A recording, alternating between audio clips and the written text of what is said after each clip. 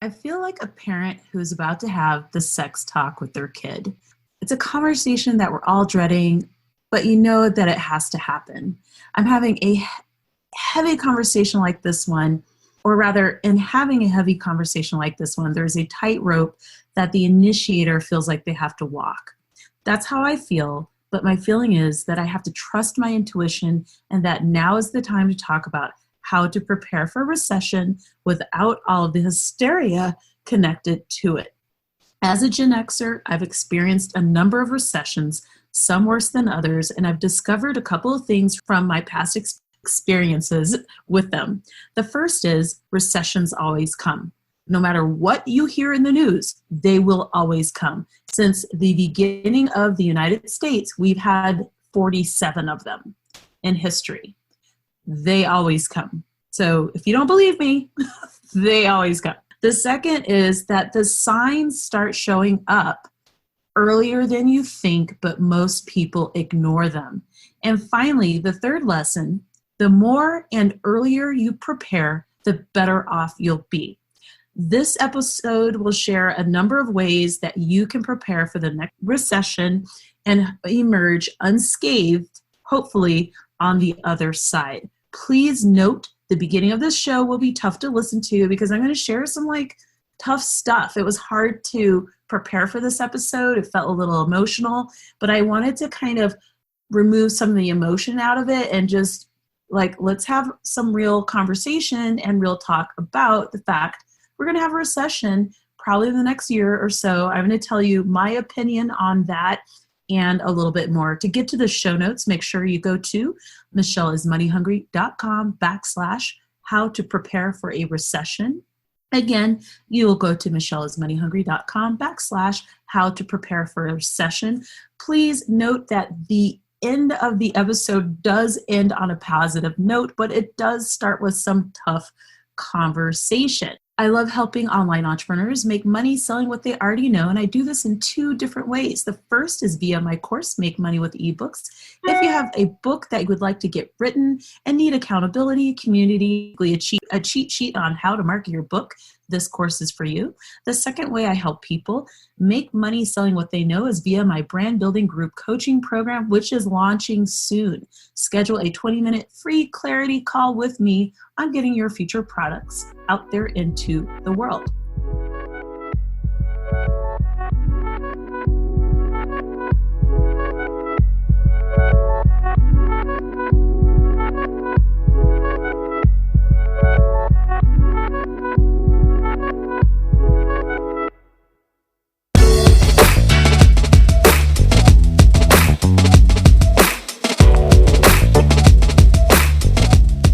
So my mom lost her job during a recession, and that was how I ended up supporting the two of us on part-time Starbucks money and student loans. We survived that experience, but I was definitely left scarred and traumatized. And to this day, I would say that I have financial PTSD closely associated with the stress that I experienced during that time. I've worked very hard in recent years to pay off over $60,000 in debt, and I'm in a much better financial situation than before. However, I'm spending some time digging in deep, looking at my finances and figuring out what I need to do to make sure that I'm okay whenever that next recession arrives. For those of you who are still kind of like, what does that even mean, a recession? It's basically when the economy contracts and business activity declines. Before I get deeper into this episode, again, I do want to make it clear that I'm sharing my own opinions, and I'm 100% okay if you disagree with them. Anywho, it's been about 10 years since the Great Recession, and many of us in the personal finance space have been speculating behind the scenes about when the next one would arrive. And I'm going to be honest with you, your favorite personal finance blogger, vloggers, podcasters, we all talk. We all know each other. And for about the past year, we've been wondering when the recession would eventually arrive. So even if they're not sharing this content on their sites, they're thinking about it. If you spend a few minutes on the web, you'll find numerous pages that document previous recessions. And when you look at them, you'll notice a pattern. recessions always happen. Based on that pattern, we are way overdue for the next one. And in my opinion, again, my opinion, it will likely begin during the last quarter of 2020, basically during the holiday season of this year. Ironically, I'd initially thought that the next recession would hit at the beginning of 2021, but I've actually pushed up the start date because of something that none of us could have anticipated, the coronavirus. By the way, it is not caused by Corona beer. In fact, I'm drinking a beer now. Actually, I'm lying, but I just want to make sure that you're actually listening to me. Here are some things to consider. According to a recent Bankrate article and Federal Reserve Bank of New York statistic, auto loan delinquencies are rising. And that's actually very troubling because people need their cars to go to work. So if they can't even afford their cars, that's a problem. And that gives a snapshot into what's going on with people's money. The Economic Policy Institute reports that wage growth is low or stagnant. So we'll frequently hear in the news that the economy is doing so great, there's all these jobs, and that may be the case, that there are lots of low-paying jobs and everyone's working 3 jobs in order to become, like, to earn the equivalent of one mediocre job's wage. But the fact is, I can see what's going on out there. I know that people are working multiple jobs. I know that they're overextended. I'm seeing the homeless population grow significantly in my town. And so I feel like what we're seeing in terms of statistics and what we're seeing in terms of what's out there in the world, there's a disconnect. So something's not quite right. The American savings rate also has dropped in recent years to 7.6%. So we save about 7.6% of our earnings, as compared to the Japanese savings rate, which is 27%. That dropped from 28%, and the English savings rate of 18%. So not only is there something going on with our wages and our wage growth, regardless of the conversation behind the idea that we all have jobs. Maybe we have 3 crappy jobs. Anywho, the fact of the matter is, whatever is going on, we still don't have a lot of money to save, or we don't have the habit of saving, or a mix of the two. So we are not equipped financially, culturally, to manage a recession situation. And I know this based on my experience with previous ones. I've experienced it. And finally, American consumer debt is about at above pre-2008 levels. That's a statistic. That's not anything emotional. That's just those are the numbers. And now we have the coronavirus, which has affected the world in the following ways. China has instituted a quarantine in several major cities with millions of people, like 20 million people in one of those cities, 24 million people. They are quarantined and cannot go to work. They cannot leave their house. They cannot go shopping. They cannot go have a cup of coffee. They cannot. So this is a huge disruption in spending. We're not even talking about the fact that Boeing in the previous year stopped making planes because their plane kept, crashing. And that created a ripple effect in the U.S. economy. So that before the coronavirus, a year ago, a major employer in the United States had to stop making orders because its planes kept crashing. Not even talking about that. Flights are being canceled because people can't travel to these affected places. So Chinese people travel. They have money, right? They save at a much higher rate than we do. And now they cannot travel for a couple of reasons. They're quarantined, or if they live in regions affected by the virus, other countries are like, no, we're going to have you stay home right now. So there's a ripple effect occurring. Supply chains between China and other countries have been disrupted and slowed down. You and I have all made the joke about little kids in China making our stuff. It's politically incorrect. It is, but everyone's made this joke. Well, they're at home right now. And so, most of us won't notice this as an issue, but I actually know of people who've made orders around the time that the quarantine started to happen, and they're still waiting for their packages to arrive. Like, stuff isn't being shipped.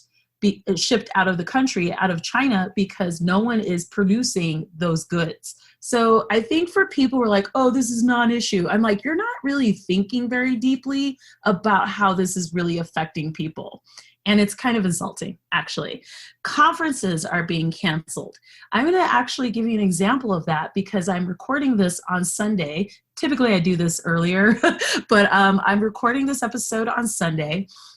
So today is Monday as I release this, but yesterday I recorded this episode. In Denver on Sunday, we found out that the world's largest physics conference, the APS conference, which was due to be hosted in Denver, Colorado this week, was canceled today on Sunday. That means the following: 10,000 people who are supposed to come to my city, spend, party, shop, be there for this event, they are not coming anymore.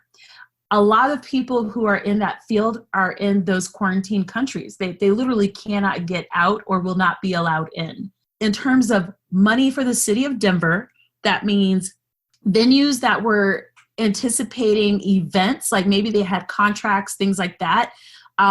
Those events are canceled. I know of a company that lost $3,000 because the event won't be happening anymore, and they already purchased the food and made it, so they had to give that food away to the homeless. Like they donated it to the homeless shelter because the food was already there. Like what are you going to do? It was literally supposed to be served on Sunday, and the event was canceled on Sunday. And they'd already paid the money in order to purchase the food and create it, and cook the food, and now no one's showing up. Okay. People who work security in the convention center probably had shifts set up for the event, but now that the event's not happening, they have no shifts, right? Like what are they protecting? There's no event. Hotel rooms won't be rented out. Most of us reserve our hotel rooms in advance. Like the situation is you reserve a hotel room, maybe you pay one night ahead, but then you don't pay for the full reservation until you arrive. So there's 10,000 or, I don't know, 5,000 or 6,000 rooms that were supposed to be reserved. People may have paid one night's deposit, and now they're not showing up. So all those rooms are now not occupied. Now there are a lot of people who would have cleaned those rooms that may have gotten tips. Those tips are gone, right? So when you say that this isn't a big deal, this is a big deal. For my city already, that's a big financial deal. Lyft's, Ubers who would have gotten extra business gone. People going to the Avalanche game, to Nuggets games, maybe they picked up tickets. Those people are gone. The only good thing would be is if they bought the tickets already and they can't get a refund. Okay. So this is just an example of how that is creating a ripple effect, how the coronavirus is currently creating a financial ripple effect in my own town. So now imagine this happening for months. Okay. And quite frankly, China and Japan's economies are already showing a significant decline in economic activity. And it's literally not rocket science to see why. No one's out. Okay. And here's an additional concern very specific to America. Americans are not incentivized in any way, shape, or form to stay home when they're sick. We just are not. If we have a compound fracture, we will create a splint with duct tape and pride ourselves on working sick and taking 2 Advils. We don't have health insurance. We are reluctant to go to the doctor. So this is something that is just the truth. And sometimes the truth is scary, but you've got to hear the truth so you can be prepared. So here's what I think. I think that an economic decline will actually hit the U.S. later. Again, it's my opinion that it'll hit the U.S. at the end of the year. And here's some of my thoughts on why. Americans, we rely heavily on credit cards. And it will take a while for people to actually feel the financial squeeze because we tend to use credit cards to bridge the gap. Now, I haven't used credit cards since 2014, 2013. I don't know. It's been a long time. So I've lived on a cash only budget for years now, and it's taken a while. it took a while in the beginning to get to the point where I wasn't overextending myself, because I was so used to using credit to do that. And then even during the times where like I paid it in full, I would use the credit card again. So I had to like learn how to manage my wants and needs. And most people will not, like, they don't have that mechanism because they don't need it. They have credit, right? We have a lot of products already in the US, so we still have access to what we want. One of the most brilliant things about Amazon, whether you love or hate Jeff Bezos, is the fact that he understood that people want what they want as quickly as they can get it. So he has all of these Amazon warehouses all over the United States stocked to the gills with product. So it will actually take a while for us to notice that there's an issue with the supply chain. In fact, when I order things online and I order via Amazon Prime, I make a point of always ordering things that I know will arrive in a day or two, because I know that they're already in a procurement center, Amazon procurement center somewhere close by, like somewhere in Colorado or Kansas. So I know that it's going to literally get to my house that day or a day later. This is, the truth, but Americans really don't travel. Like, compared to other people, we don't travel. And so we are emotionally distant from the experience that other countries and people are currently experiencing. So until it actually happens to us directly, we're not feeling their pain. We don't get it. And a good example of that is, actually, it was very interesting watching the news and seeing all these people like prepping. And I'm like, why don't you already have like all this stuff in your house? So I grew up in a snow state, and we would get trapped in the house for 3 days. Like, as a kid, this happened pretty often. We would just, we'd have a snowstorm and we'd be trapped. And one of the things that I grew up doing was prepping. Like, you always prep. You always have tons of rice and beans and all the kinds of things that you, toilet paper and soap. Like, I'm that person who always has like a crazy amount. And I've had European friends go, Michelle, you're just one person. I'm like, yeah, but if a snowstorm hits, like, I got toilet paper. So it's really interesting to me every time there's like a snowstorm and people are like, oh my God, we need to get like stuff. I'm like, why don't you already have stuff? Or like when a hurricane's coming in and everyone in Florida is like getting their supplies, I'm like, that hurricanes come to Florida. Why aren't you already prepared? So for me, it's like a no-brainer. I'm always prepared. But the other reason why I'm always prepared, because when I was younger, we had no money. And so what my mom would do while she was in college, because she had me, and she would get her grant money, her student loan money, and she would literally pay for everything a year ahead. Because she was like, no matter what happens, we will have a place to stay, we will have food, we will have everything we need. And when I was younger, this is in Boulder, Colorado, and my mom was like, she worked at Safeway. This is like a very intense story. She worked at Safeway, and there was a white lawyer who was homeless, and he lived in his car, and she worked in like the deli section of Safeway. And every night she would give him food because he was hungry. Every night for a year, she would give him food. And what's really sad about this? Not only that she did that, but she would have been in trouble for doing that. She would have gotten a lot of trouble for doing that, because businesses don't want you to do that. So my mom would pay all of our stuff a year ahead so that we were fine, have all our, and I grew up doing that, like all our supplies, toothpaste, all that stuff. So it's interesting to me to watch people like freak out and prep, because I'm like, I'm always prepped. I'm always ready. So that was a lot of heavy stuff to kind of consider and think about. Now I want to leave you with what you can do to be prepared for the next recession. And quite frankly, a recession is coming, like snow in Colorado, it snows, like rain in Seattle, like cold in Chicago, like heat, like hurricanes, like hurricanes in Florida, like alligators in Florida, like Florida man. It always comes, okay? It always arrives. That sounds awkward. So here's the thing. The biggest advantage that you have is time. I'm really hoping that I'm not right. I am hoping that I'm completely wrong and that, 2 years from now, the recession hits. I don't think I'm wrong. But if I am wrong, at least you're set up and you're fine. But if I'm not wrong, you're set up and you're fine. So if the economy goes into recession at the end of the year, that means we have 10 months to prepare for that. That is a significant amount of time to focus on what you need to focus and turn things around. That's enough time to have a baby. I'm not saying you should at this time, but my point is that's a significant amount of time. And that's something to think about. Don't freak out. If you freak out, you will make decisions that will mess you up. Do not freak out, okay? If you need to meditate, go on hikes, do some yoga, find a free yoga class on Eventbrite, whatever it is you need to do not freak out because you will manage the situation emotionally instead of with your brain, okay? And this is not the moment to freak out, okay? Spend some time looking at your overall financial situation. What are you earning? How can you earn more?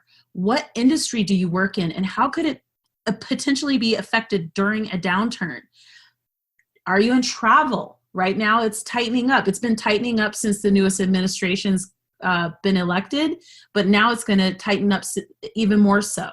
By the way, for those of you who missed this over the holiday season or over the past month, the U.S. also has banned Nigerians from coming to the U.S. They're a fairly significant group of tourists, and they have a lot of relatives here. So there's a lot of stuff going on in the background that I think people cannot keep up with because so much stuff is going on.